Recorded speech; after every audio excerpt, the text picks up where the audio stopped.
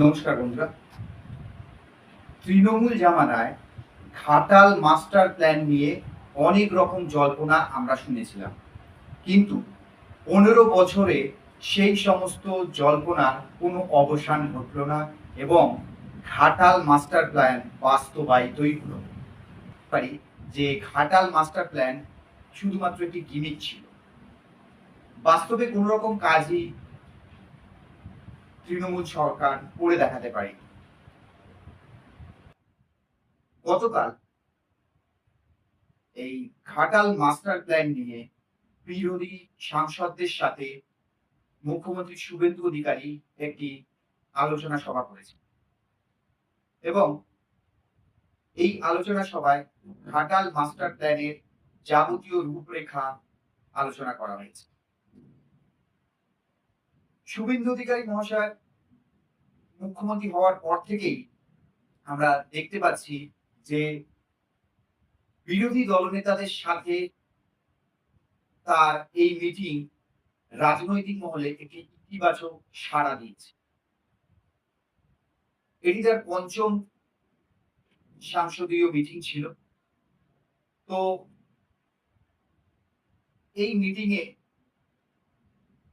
জানানো হয় যে 2029 সালের মধ্যে ঘাটাল মাস্টার প্ল্যানটি সম্পূর্ণ করা হবে। কোলাঘাটের এই প্রশাসনিক বৈঠক থেকে মুখ্যমন্ত্রী জানান, এই প্রশাসনিক বৈঠকে যে বিপুল খরচ হয় সেই খরচের বহর কমিয়ে এনে কিভাবে তা সমাজের পরিকাঠামোগত এবং স্বাস্থ্য দপ্তরে খরচ করা যায় তা নির্দেশ দিচ্ছেন। তিনি আরো একটি ইতিবাচক বক্তব্য বলেন যে সারা বছর ধরে রাজনৈতিক বিতর্ক থাকতেই পারে, কিন্তু প্রশাসনিক যে মিটিং হবে সেই মিটিং থেকে যাবতীয় ইতিবাচক দিকগুলোকে ধরে ধরে কাজ করতে হবে সমাজের উন্নয়নের স্বার্থে।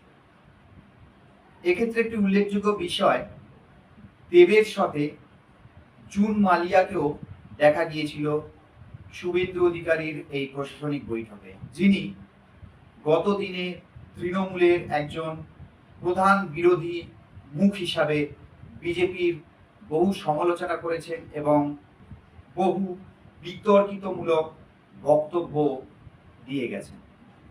এখন দেখার বাংলার মানুষের স্বার্থে বিরোধী এবং শাসক একত্রে কিভাবে অগ্রগতি করে বাংলার উন্নয়নের স্বার্থে। বন্ধুরা, আপনারাও জানাবেন আপনাদের কি মতামত এই ঘাটাল মাস্টার প্ল্যান সম্পর্কে। দেখা হচ্ছে পরবর্তী আরো একটি পর্বে। সকলে ভালো।